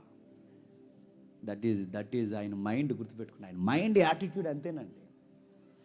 నీకు ఏదో అట్రాక్షన్ ఉన్నది ఉంటుంది, అది తెచ్చి నీ దగ్గర పెడతాడు, ఎలాగున్నావో చూస్తాడు. ఏలియా సందర్భంలో కాకులు రొట్టె మాంసం పట్టుకెళ్తాయట. కాకులు రొట్టె మాంసం పట్టుకెళ్తాయంటే కాకులకి ఎంత ఇష్టం అండి? రొట్టె అంటే సిగ్గులు ఎక్కడ చిన్నపిల్లలు అనుకుని పట్టిపోతాయి. మాంసం ఎన్న పడితే ప్లేట్లో పట్టుకుని పోతాయి. కాకులకి పనిష్మెంట్ ఏంటి చెప్పినా, నీకు ఏది పిచ్చు అదే దగ్గర పెట్టి కాకుతా అన్నాడు, పిచ్చి పిచ్చి పనులు చేయకు అన్నాడు. అది ఇస్కరియోతు యోధాకి డబ్బు అంటే పిచ్చి, ఆ డబ్బు చెంచే వాడి దగ్గర పెట్టేమన్నాడు? జాగ్రత్త అన్నాడు. ఉన్నాడా? ఈ దేవుడికి ఉండే మైండ్ ఏంటి చెప్పినా, నీకు ఏదైతే బలహీనత ఉందో అది దగ్గర పెట్టి నువ్వు నా మాట వింటే జేమ్స్ వండర్స్ చేస్తా అంటాడు. నాకు నచ్చినవే నా దగ్గర ఉంటాయి, నాకు నచ్చేవే నా దగ్గర ఉంటాయి. అప్పుడు నేను తినంగా ఉండాలన్నమాట. నా మైనస్లు ఏంటో నా దేవునికి తెలుసు, నేను ఎలాంటోనో నా దేవునికి తెలుసు, నా అట్రాక్షన్ ఏంటో దేవునికి తెలుసు. అవన్నీ నా దగ్గర పెడతాడు.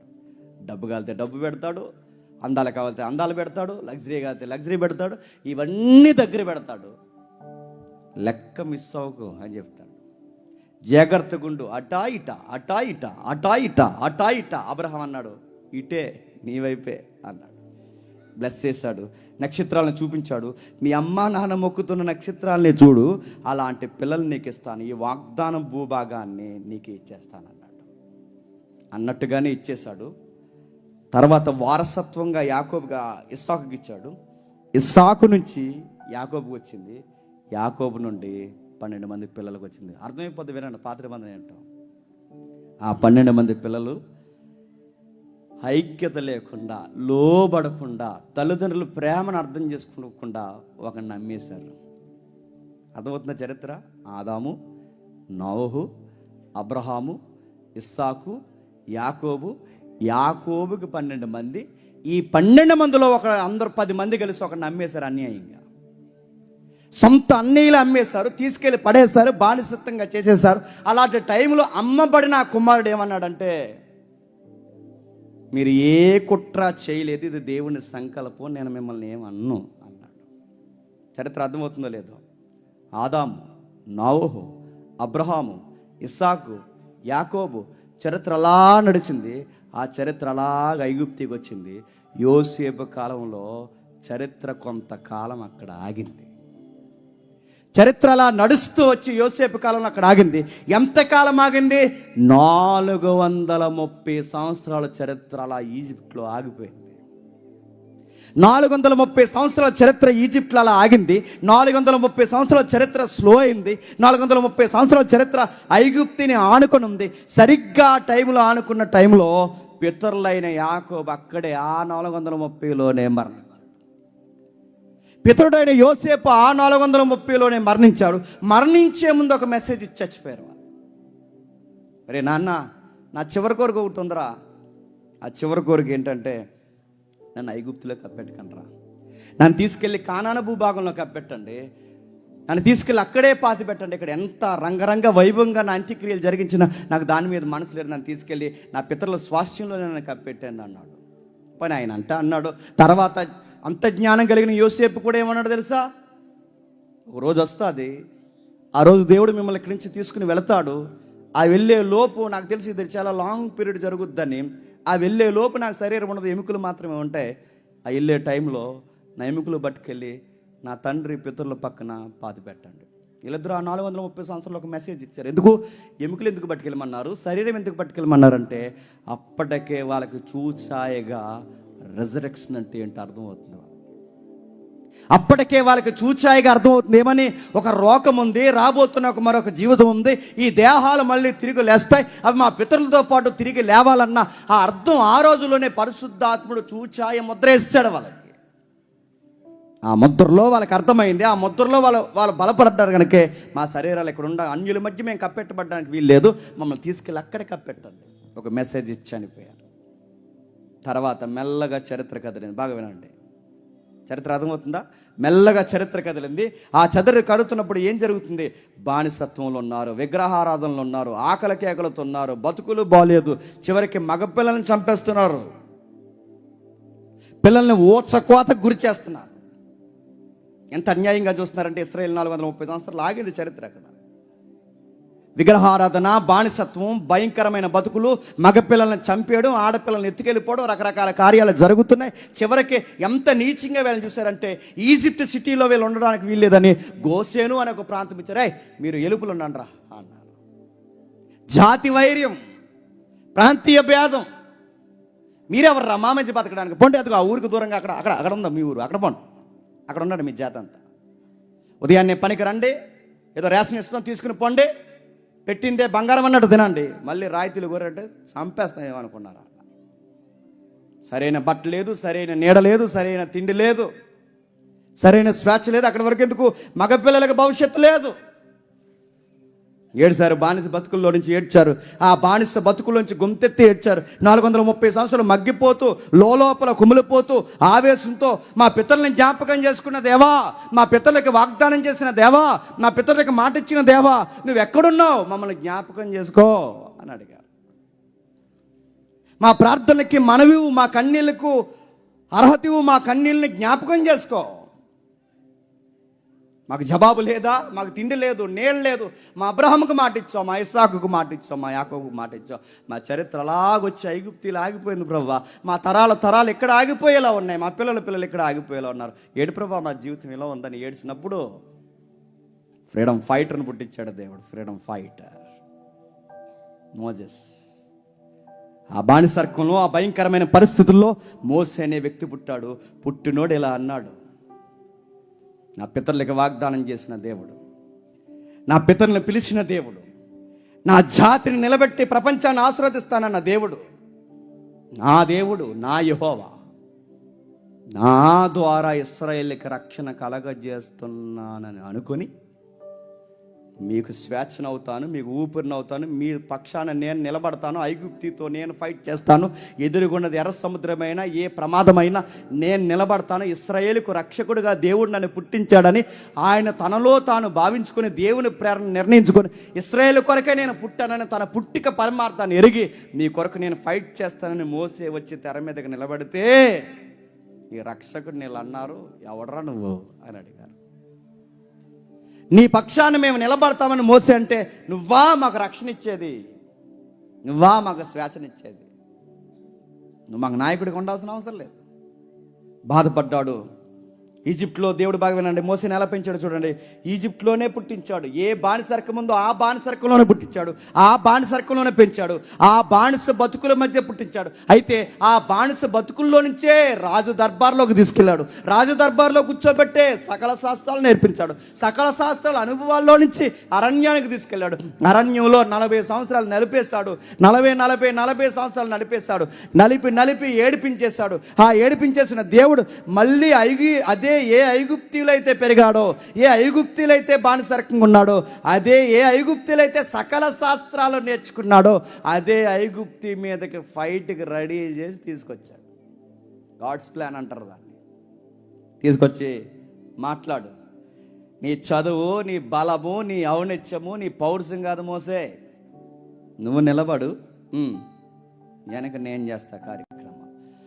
అది కాదు ప్రభా, ఫ్లో పోయింది, ఫ్లో అన్నాడు. ఫ్లో అంటే ఏంటి తెలుసా? నచ్చొచ్చేస్తుంది ప్రభా. ఎందుకంటే అక్కడ ఉన్నప్పుడు బాగా చదువుకునేవాడిని, బాగా మాట్లాడేవాడిని, నా ప్రసంగం బాగుండేది. అక్కడ ఉన్నప్పుడు చక్కగా అందరూ ఎంత మోటివేషన్గా మాట్లాడేవాడిని, నా నాలెడ్జ్ చదివిపోయేది.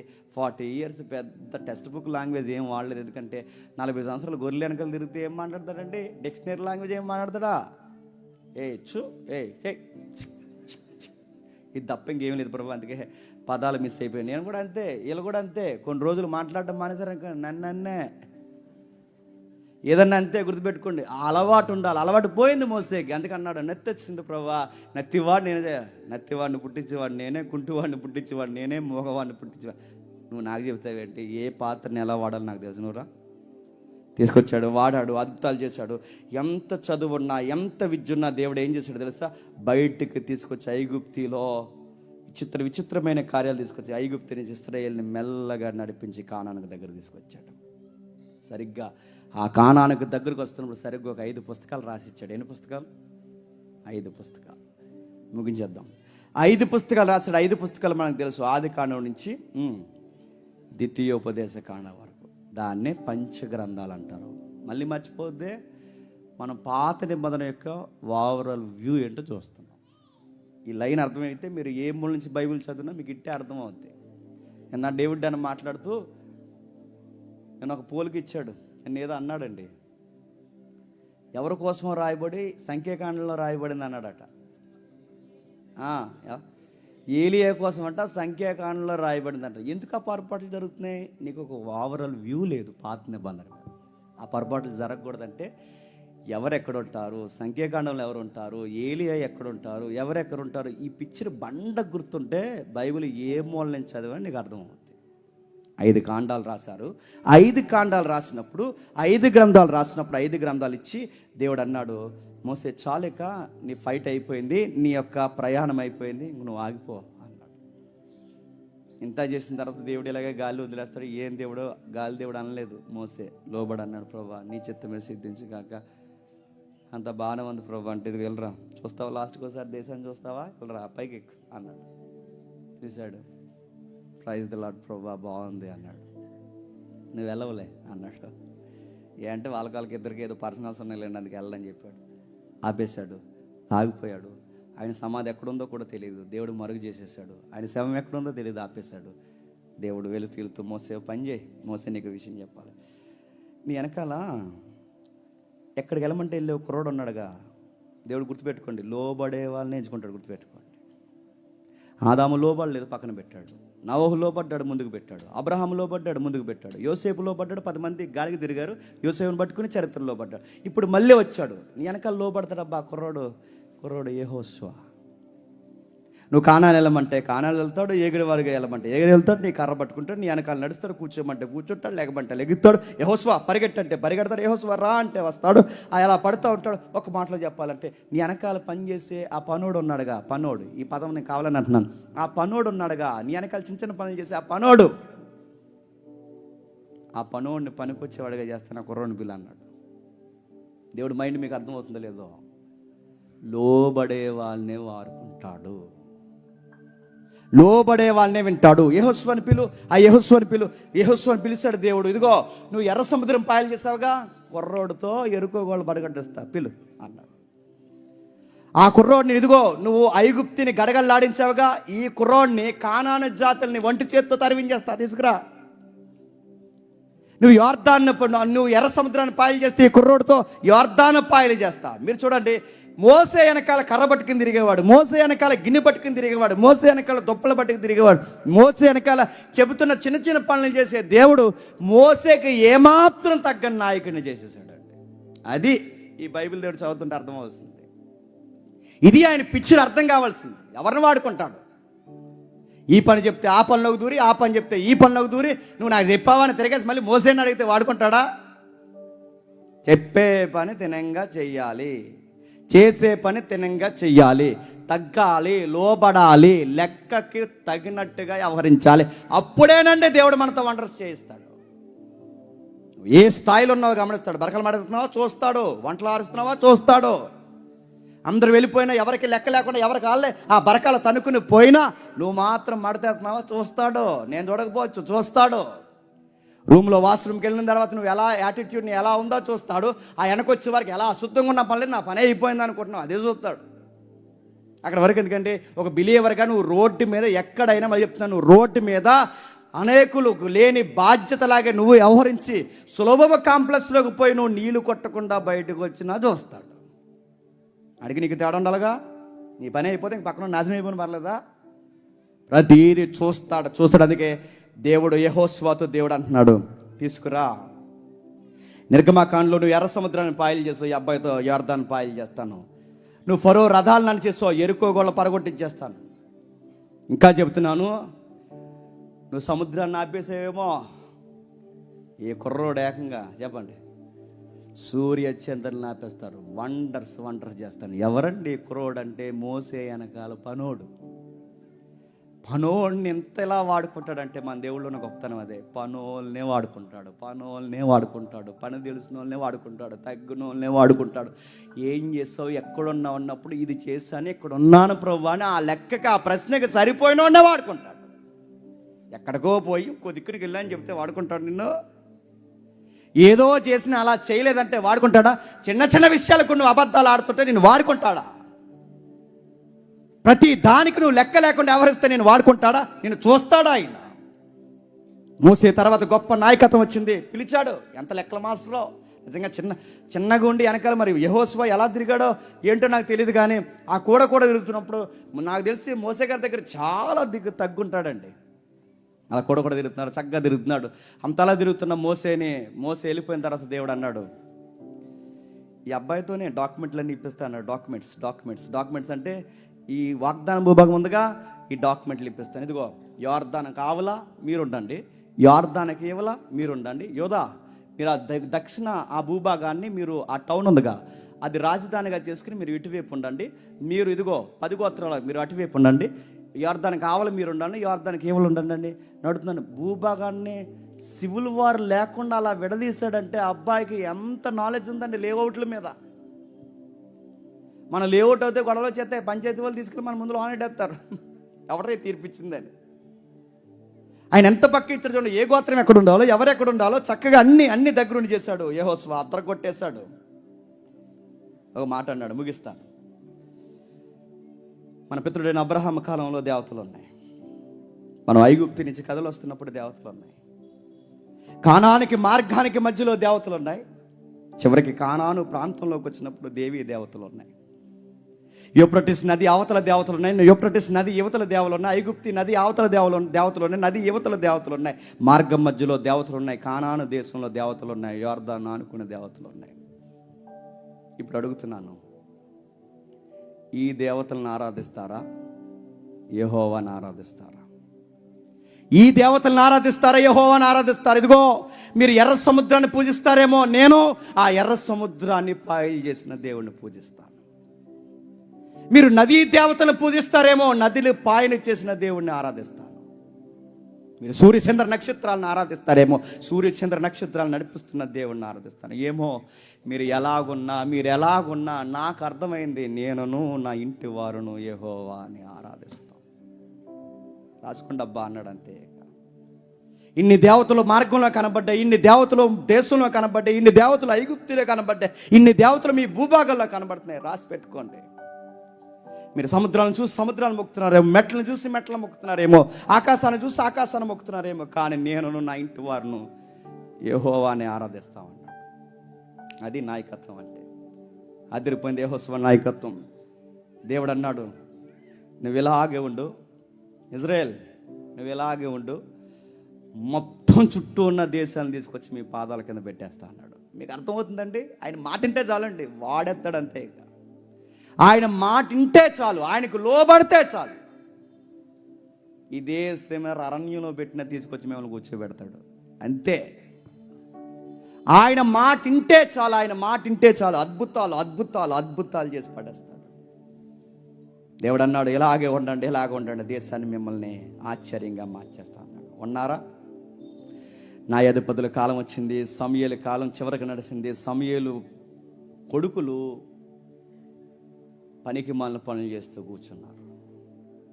ఆ డార్క్ ఏరియాలో లేదా ఆ భయంకరమైన చీకటి కాలంలో లేదా ఒక పడుబారిపోయిన రాగడి నేలలో తలుక్కుమని ఎక్కడో ఒక సేవకుడు ఏలి, ఆ ఏలియాకి సేవకులు కొడుకులు ఇద్దరు, వీళ్ళిద్దరూ లోబడ్డం మానేశారు. ఏలి కూడా కొడుకులను బొజ్జగించాడు. ఏమని అందరినీ తిడతాడు ఈ మనిషి. ఎవరు? ఏలి గారు తెలుసు కదా. ఏలియా వేరు, ఏలి వేరు. మళ్ళీ సంఖ్యాకాండంలో ఉన్నాడు అనకూడదు. ఏలి గారు అందరినీ తిడతాడు. ఆవిడెవరో అన్నగారు దేవాలయానికి వస్తే ఆవిడేదో మూలుగుతూ ప్రార్థన చేస్తే అన్నాడు, తాగొచ్చావా అని అడిగాడు. అంటే బయట వాళ్ళు దేవాలయానికి అటు ఇటు వస్తే తిట్టేస్తాడు, కొడుకులు మాత్రం తాగేస్తే ఏమంటావు. బయట వాళ్ళు ఏమన్నా చర్చికి తేడాగా వస్తే ఎడాఫెడా వాయించేస్తాడు. అదే కొడుకులు మాత్రం తాగొస్తే తాగకూడదు కదా నాన్న అన్నాడంట. సేవకులు ఉండే దౌర్భాగ్యమైన లక్షణం ఏంటి చెప్పిన, బయట వాళ్ళు మాత్రం కడిగి పడేస్తాం, మోయినంత స్కేల్ ఎడతాం, కానీ ఇంట్లో వాళ్ళకి మాత్రం చెప్పండి చర్చికి రావాలి కదా నాన్న అన్నాడు. బయట చర్చికి రాకపోతే సీరెత్తాడు దేవుడు ఏమనుకున్నావు అంటాం. అదే మన వాళ్ళు చర్చికి రాకపోతే చర్చికి రావాలి కదా బుజ్జి అన్నాడట. నీ బుజ్జి బజ్జి అయిపోద్ది ఏమనుకుంటున్నావు. బయట వాళ్ళకి ఎలా చెప్పో ఇంట్లో వాళ్ళకి అలాగే చెప్పాలి, గుర్తుపెట్టుకో. ఒకవేళ మీరు ఎవరన్నా మీ బుజ్జిలో చెత్త జాగ్రత్త. నెక్స్ట్ చెప్తున్నాడు, న్యాయాధిపతుల కాలం వచ్చింది. న్యాయాధిపతుల కాలంలో కాలం ముందుకు నడిచింది. సమూయేలు కొడుకులు లంచాలకి మరిగారు. సమూయేలు కొడుకులు లోబడాల్సింది పోయి దేశాన్ని అన్యాయానికి గురి చేశారు, డబ్బుకు మరిగేశారు. మొమాటం లేకుండా ఇశ్రాయేల్ అందరూ వచ్చి అన్నారు సిగ్గు లేకుండా. అంటే మేము అడగకపోదు, మేము ఎందుకు ఇలాగ అడుగుతున్నామంటే నీ వంటి ప్రవర్తన కలిగిన వారు కాదు నీ కొడుకులు, నీ వంటి న్యాయం కలిగిన వారు కాదు నీ కొడుకులు. అందుకే నేను అడుగుతున్నాం, మాకు రాజు కావాలి అన్నారు. సమూయేలు బాధపడ్డాడు. దేవుడు అన్నాడు, నువ్వు ఎందుకు బాధపడతావు? 40 సంవత్సరాలు నడిపించిన రాజునైనా నన్ను మర్చిపోయారు. 430 సంవత్సరాలు బానిసలకు ఉన్న విడిపించిన రాజునైనా నన్ను మర్చిపోయారు. అన్నమే దొరికిన ప్రాంతంలో మన్నా పెట్టిన నన్ను మర్చిపోయారు. నీళ్ళే దొరికిన ప్రాంతంలో బండను బద్దలు చేసి నీళ్ళు ఇచ్చిన నన్ను మర్చిపోయారు. నువ్వెందుకు బాధపడుతున్నావు? సమూయేలు బాధపడాల్సిందే. అయినా ఒకటి చెప్పు వాళ్ళకి, మనుషుడు నాయకుడైతే ఆడికి బిల్డప్లు ఎక్కువ అవుతాయి. మనుషుడు నాయకుడైతే వాడు చాలా చేస్తాడు. మనుషుడు నాయకుడైతే వాడు అదో రకంగా మాట్లాడతాడు. మనుషుడు నాయకుడైతే తోటి మనుషుల్ని బానిసం చేసుకుంటాడు. వాడు చిత్తగా చెత్త పనులన్నీ చేస్తాడు. అదో రకమైన యాటిట్యూడ్ ఉంటుంది. అలా ఉంటారు మనుషులు పరిపాలన అంటే. చెప్పు, ఐగుప్తులో పరిపాలన మర్చిపోలేదని జ్ఞాపకం చేయాలకంటే అంతా విన్న తర్వాత అన్నారు, మాకు ఆ తిక్కల పనులు చేసే హీరోయే కావాలి మాకు అన్నారు. అందుకే ఇప్పుడు సమాజానికి కూడా హీరోలు ఎలాంటి చేసినా తాగేసి తిరిగేసి దొల్లేసే ఎదవే హీరో ఈరోజు. మీరు చూసారా? వాళ్ళే హీరోలు. అందుకే ఎందుకు తాగేస్తున్నారు స్టూడెంట్స్ అందరూ? హీరోలు తాగేస్తారు. హీరోలు ఏం చేస్తారంటే కాలేజీ బస్సులు వెనకాల పరిగెడతారు. హీరోలు ఏం చేస్తారంటే ఆడపిల్లలు వెనకాల పరిగెడతారు. అదే కదా హీరోయిజం అంటే. అలాంటి వాళ్ళు ఇష్టపడతారు సొసైటీ. అలాంటి వాళ్ళు కావాలి రాజు. ఆ రాజుని ఇష్టపడ్డాడు. సిగ్గుతో భయంతో దాక్కుండిపోయే అలాంటి వ్యక్తిని సౌలుని రాజుగా దేవుడు ఇచ్చాడు. ఆ మనిషి ఏం చేశాడంటే జీవితాంతం తనని కవర్ చేసుకోవడమే సరిపోయింది తప్ప సరైన సేవ చేయడం మానేశాడు. ఎంతసేపు తన కవర్ చేసుకోవడం, నేను ఎలాగున్నాను, నా ఇంటి వారు ఎలా ఉన్నారు, నేను ఎలాగున్నాను, తర్వాత సింహాసనం ఎవరికి వస్తుంది, డబ్బు అధికారం పొగడతలు, వీటి కోసమే ఏడ్చాడే తప్ప దేవుని ఉద్దేశాలు నెరవేర్చడం మానేశాడు. దేవుడు అన్నాడు, నేను ఒకరిని కనుగొన్నాను, ఆ మనుషుల ద్వారా దేశాన్ని నేను మళ్ళీ లోబర్చాలనుకుంటున్నాను. నేను ఒక మనుషుని కనుగొన్నాను. ఆ మనుషుడు ఎవడో కాదు, గొర్రెల కాపరైన దావీదు. ముగించేస్తాను. గొర్రెల కాపరైన దావీదుని నేను ఎంపిక చేసుకున్నాను. దేవుడు అన్నాడు, ఈ అబ్బాయి ద్వారా దేశాన్ని మళ్ళీ బాగు చేస్తాను. విచిత్రం ఏంటో తెలుసా? దేశాన్ని జయించాడు, దేశాన్ని లోబర్చుకున్నాడు, దేశాన్ని చక్కగా ఒక పరిపాలనలోకి తీసుకొచ్చాడు. ఎంత ఎత్తుకెళ్ళిందంటే దావీదు కాలంలో చుట్టుపక్కల దేశాలు కప్పం కట్టాయి. దావీదు కాలంలో చుట్టుపక్కల దేశాలు భయపడిపోయాయి. సొలొమోను కాలంలో ప్రతి ఒక్కరూ దావీదు యొక్క దండయాత్రలో సొలొమోను యొక్క జ్ఞానానికి ఫిదా అయిపోయారు. ఇజ్రాయెల్ దేశం వైపుకి రావాలి అంటే భయపడిపోయేవారు. ఒక మాట మాట్లాడుకునేవారు, అక్కడ దావీదు ఉన్నాడు రా అని మాట్లాడుకునేవారు. అదే గొలియాతుని కొట్టాడే, ఆ అబ్బాయి ఇంకా అక్కడ ఉన్నాడు రా, వద్దొద్దు ఆ దేశం జోలికి వెళ్ళకండి, ఆ అబ్బాయి కప్పం కట్టమంటాడు, కట్టేయండి, ఎందుకు వచ్చిన గొడవ. సొలొమోను ఉన్నప్పుడు కూడా అలా ఉండిపోయారు. సొలొమోను చనిపోయాడు, దేశం 2 ముక్కలైంది. సొలొమోను చనిపోయిన తర్వాత దేశం 2 ముక్కలైతే రెహబాము లాంటి వాడి పరిపాలనకు వస్తే యెరోబోము లాంటి వాడు రాజు అయిపోయాడు. దేశం 2 ముక్కలైపోయిన చరిత్ర అర్థమవుతలేదో. ఆదాము, నావోహు, అబ్రహాము, మోసే, ఇప్పుడు యెహోషువ, ఇప్పుడు న్యాయాధిపతులు సమూయేలు తర్వాత సౌలు, రాజు తర్వాత దావీదు తర్వాత సొలొమోను తర్వాత తెంగర పిచ్చి పనులు చేసే కొడుకులు వచ్చారు. చరిత్ర దేశం నుండి ముక్కలైపోయింది. ఉత్తర భూభాగంగా దక్షిణ భూభాగం విడిపోయింది. ఉత్తర భూభాగంలో 10 గోత్రాలు, దక్షిణ భూభాగంలో దావీదు గోత్రికులు యూదులు ఉండిపోయారు. ఉత్తర భూభాగం రకరకాల పిచ్చి పనులతో నిండిపోయింది. 10 గోత్రాలు రకరకాల భిన్న అభిప్రాయాలతో నిండిపోయారు. ఉత్తర భూభాగం ఎప్పుడైతే ఇలా ఉందో దేవుడు చెరక తీసుకుపోతానన్నాడు. ఖచ్చితంగా అన్నట్టుగానే చెరక తీసుకెళ్ళిపోయాడు. బైబిల్ అర్థమవుతుందా? చెరక తీసుకెళ్ళిపోయాడు, చెరలో పడేస్తాడు తీసుకెళ్ళి. దక్షిణ భూభాగానికి వార్నింగ్ ఇచ్చాడు. మీ అక్కలాగా నువ్వుంటే, మీ అక్క అంటే ఇశ్రాయేలు, చెల్లి అంటే యోధా, మీ అక్కలాగా నువ్వుంటే నీ సంసారం కూడా అలాగే తయారవుద్ది, రాసుకో అన్నాడు దేవుడు. అలాగే ఉంది. దక్షిణ భూభాగమైన యోధా భూభాగాన్ని కూడా చెరక తీసుకుపోయాడు. ఆ చెరలో నీతిమంతులు కూడా చెరకపోయారు. ఆ నీతిమంతుల్లో ఒకరే దానియేలు స్నేహితులు. చరిత్ర మీకు మళ్ళీ ఏమర్థమవుతుంది? లోబడినంత కాలం ఇజ్రాయెల్ దేశానికి భయపడిపోయారు. లోబడినంత కాలం చుట్టుపక్కల దేశాలు ఇజ్రాయెల్ దేశానికి భయపడ్డాయి. లోబడ్డం తగ్గించారు, ఏళ్ళే ఇంకొకరికి లోబడ్డారు. దేవునికి లెక్కకి సరిగ్గా ఉండలేకపోయారు. అందుకే వీళ్ళే వేరొకరికి కప్పం కట్టే పరిస్థితిలోకి వచ్చింది. అసలు వీళ్ళకి అందరు కప్పం కట్టేవారు, కానీ ఇప్పుడు వీళ్ళందరికీ ఊడిగించేయారు. అంటే దావీదు ఉన్నంతకాలం చుట్టుపక్కల వాళ్ళందరూ వీళ్ళ మాట విన్నారు. సొలొమోను ఉన్నంతకాలం చుట్టుపక్కల దేశాలన్నీ వీళ్ళ మాట విన్నారు. ఇప్పుడు దేవునికి లోబడే మనుషులు పోయారు, దేశంలో లోబడే తత్వం పోయింది. ఇప్పుడు ఏమైంది? వీళ్ళే ఇంకొకరు లోబడడం, వీళ్ళే ఊడిగించేయడం, వీళ్ళే వేరొకరు కప్పం కట్టడం అయిపోయింది. లోబడ్డం అనే పాయింట్ మిస్ అయ్యింది, దూరం అయిపోయారు. భూభాగాలు మారుతున్నాయి, రకరకాల ప్రాంతాలు మారుతున్నాయి, చెరకపోయారు. సొలొమోను వైభాగ్యం అంతా పోయింది, దావీదు వైభాగ్యం అంతా పోయింది, ఇజ్రాయేల్ దేశం భయం పోయింది. చదువుతుంటే అదే అర్థమవుద్ది. ఇజ్రాయేల్ని చూసి భయపడే దేశాలు ఇజ్రాయేల్ని చూసి నవ్వుకునే పరిస్థితికి వచ్చేసాయి. మంచి యువకులను కూడా తీసుకెళ్ళిపోయారు. తర్వాత అశూరు దండయాత్రలు, బబులోను దండయాత్రలు ప్రారంభమైపోయాయి. యూఫ్రటీస్ టైగ్రిస్ నది ఆవలకి వాళ్ళని తీసుకుని పోయారు. బాగా వినండి. తిరిగి ఏ బానిసర్క నుంచి అయితే ఐగుప్తు నుంచి వచ్చారో అలా తిరిగి మళ్ళీ బానిసర్కంలోకి వచ్చేస్తారు. అది హిస్టరీ. ఎలాగైతే బానిసర్క నుంచి బయటకు వచ్చారో మళ్ళీ అలా తిరిగి బానిసర్కంలోకి వచ్చేసారు. ఏమి సాధించారు? లోబడకపోతే పట్టుకోండి, లోబడకపోతే ఎప్పుడు రాసి పెట్టుకోండి. ఎలాగ ఎదుగుతామో చెప్పండి, అలాగే తీసుకొచ్చి బూడిదలో కూర్చోబెడతాడు మళ్ళీ. ఇది లెక్క. ఆదాము లోబడలేదు, దించాడు. నోవహు లోబడ్డాడు, ఎత్తాడు. అబ్రహాము లోబడ్డాడు, హెచ్చించాడు. ఇంకా తర్వాత ఇస్సాకు లోబడ్డాడు, దీవించాడు. యాకోబు మారాడు, ఫలభరితంగా మాసాడు. 12 మందిలో 11 మంది ఒక్కటయ్యారు. అన్నం దొరకకుండా చేసేసాడు ఆ 11 మందిని. లోబడిన వాడిని తీసుకెళ్ళి ఐగుప్తు సింహాసనం మీద కూర్చోబెట్టేశాడు. మాట మిన్న యెహోషువని న్యాయాధిపతిని చేశాడు. 20 లక్షల మందిని పక్కన పెట్టాడు. కాలేబు యెహోషువని తెర మీద తీసుకొచ్చాడు. మాట విన్న వాళ్ళని వాడుకుంటాడు. చరిత్ర తీసుకుని వచ్చాడు. సౌలు మాట లేదు, తీసి పక్కన పడేశాడు. దావీదు మాట ఉన్నాడు, తీసుకొచ్చి ముందు పెట్టుకున్నాడు. సొలొమోను మాట విన్నాడు, బాగానే వాడుకున్నాడు. కాలం విడిపోయింది, 2 భాగాలుగా విడిపోయింది. దేశాన్ని తీసుకెళ్ళి మాట వినకపోయేసరికి తిప్పి మళ్ళీ అలా రంపు పరిస్థితులను తీసుకొచ్చి మళ్ళీ బానిసర్కులను కూర్చోబెట్టాడు. ఎన్ని సంవత్సరాలు? 10 సంవత్సరాలు అయిపోయింది. దేవుడు అప్పుడు ప్రవక్తను పంపించాడు. యిర్మీయా, యెషయా ప్రవక్తలు వచ్చారు. ఆ టైంలో వచ్చి అన్నాడు, దేవుడు మీకు మాట ఇస్తున్నాడు, బాధపడకండి, మీరు చేసుకున్నదే మరి ఏం చేస్తాం, ఇలా చేశారు. దేవుడు మాట ఇచ్చాడు, ఈ ఫిగర్ కూడా రాసి పెట్టుకోండి అన్నాడు. ఆ ఫిగర్ ఏంటంటే సరిగ్గా 70 సంవత్సరాల తర్వాత దేవుడు మిమ్మల్ని బయటికి తీసుకొస్తాడు. ఇది దేవుడు ఇచ్చే వాగ్దానం. సరిగ్గా 70 సంవత్సరాల తర్వాత దేవుడు మిమ్మల్ని తీసుకొస్తాడు అన్నట్టుగానే తీసుకొచ్చే ప్రయత్నాలు చేశాడు. ఆ ప్రయత్నాల్లో దేవుడు కొందరు లోబడే వ్యక్తుల్ని మళ్ళీ చరిత్రను కదిలించడానికి వాడుకున్నాడు. చరిత్రను కదుపుతున్నాడు. 70 ఏళ్ళు అక్కడ ఆగిపోయిన చరిత్ర.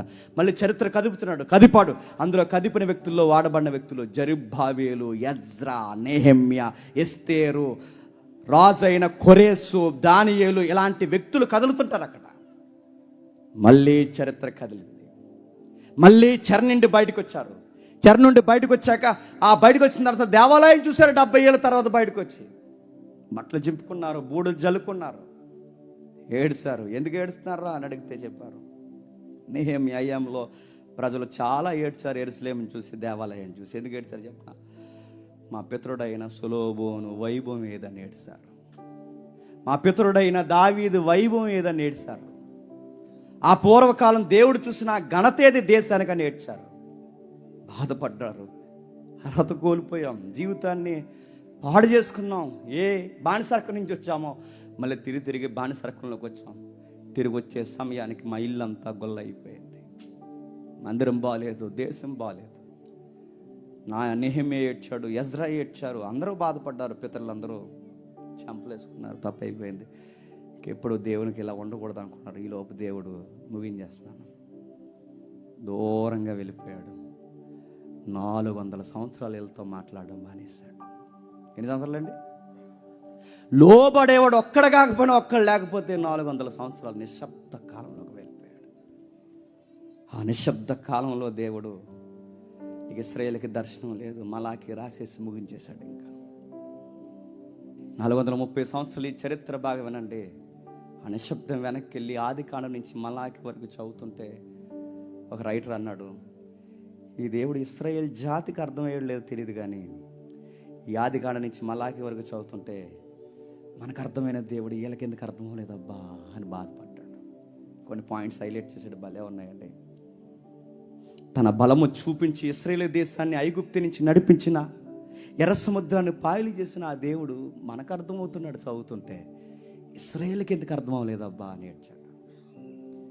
ఎర్ర సముద్రాన్ని పాయలు చేయడమే కాదు, ఆరిన నేల మీద నడిపించిన ఆ దేవుడు మనకు అర్థం అవుతున్నాడు, నడిచిన వాళ్ళకి ఎందుకు అర్థం అవ్వలేదబ్బా అని ఏడ్చాడు. ఎరుకో గోడల్ని ఎవరో కూర్చలేని బలమైన గోడల్ని కూల్స్తే ఆ గోడల ముందు ప్రదర్శన చేసిన ఆ ఇశ్రాయేలుకి అర్థం అవ్వలేదు, గోడలు కూల్చిన ఆ దేవుడు మనకు అర్థమవుతున్నాడు, వాళ్ళకి ఎందుకు అర్థం అవ్వలేదబ్బా.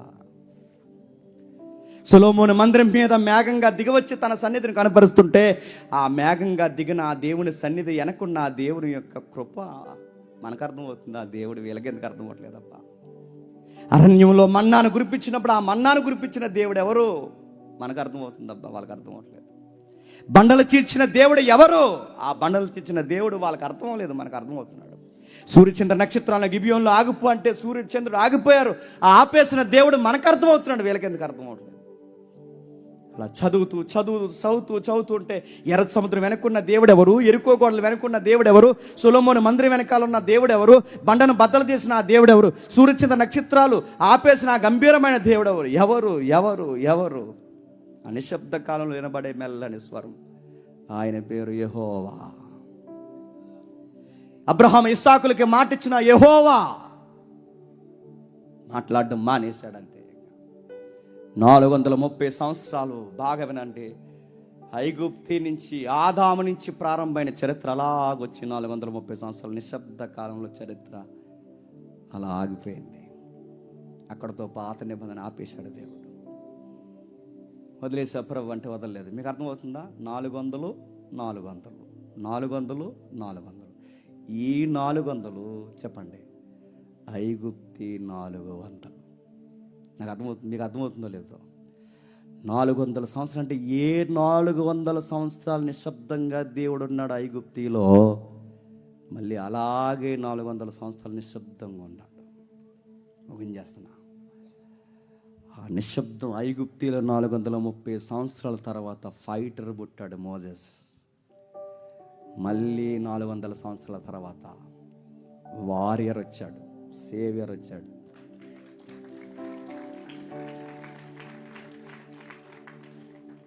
ఇంత చరిత్ర చదువుతున్నాడు, మనకు అర్థమవుతున్న దేవుడు ఈ ప్రపంచానికి ఎందుకు అర్థం అవట్లేదు?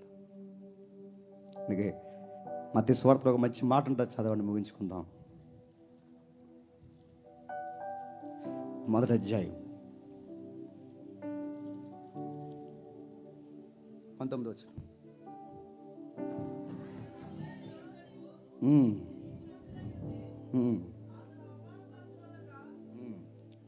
చదవండి, ఆ వచ్చిన కంటిన్యూ చదవండి.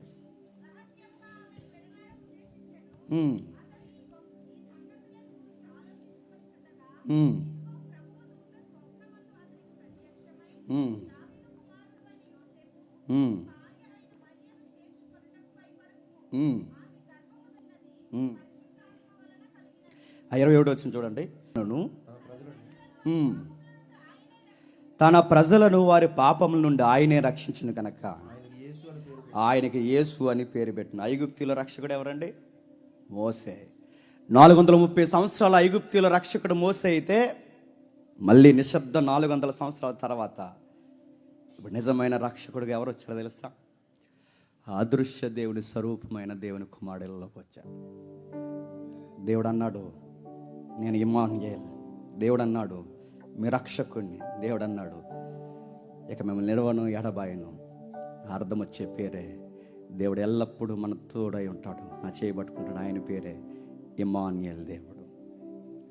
అప్పుడు న్యూ టెస్టిమెంట్ స్టార్ట్ అయింది. అర్థమవుతుందో లేదు? పాత నిబంధన ఏతే రక్షకుడు వాళ్ళని నడిపించడానికి వచ్చాడో మళ్ళీ ప్రభు అయిన యేసుక్రీస్తు వారిని నడిపించడానికి వచ్చాడు. ఆ మోసేని ఎలాగైతే ముగించేస్తున్నాను, ఆ మోసేని ఎలాగైతే నువ్వా మాకు రక్షకుడు అని ఎలాగైతే అడిగారో సేమ్ ఈ రక్షకుడిని కూడా ఏం చేస్తారో తెలుసా? సిలువు వేసి చంపేశారు. ఈ ప్రపంచం సిలువుకు అప్పగించేశారు, భయంకరంగా హేళన చేశారు. దేవుడే దీనుడికి వచ్చి మనం వచ్చి నిలబడితే నువ్వు మాకు అవసరం లేదు, నువ్వు మాకు రక్షకుడు పెట్టని ఈ రోజుకి ఆయన్ని ఎటకారం చేస్తున్నారు. ఇది బైబుల్. ఓవరాల్ వ్యూలో పాత నిబంధన ఏంటంటే ఇది కన్నీటి గాథ, మానవుని గాథ, దేవుని ఆవేదన, దేవుని సంకల్పం. ఇది పాత నిబంధన.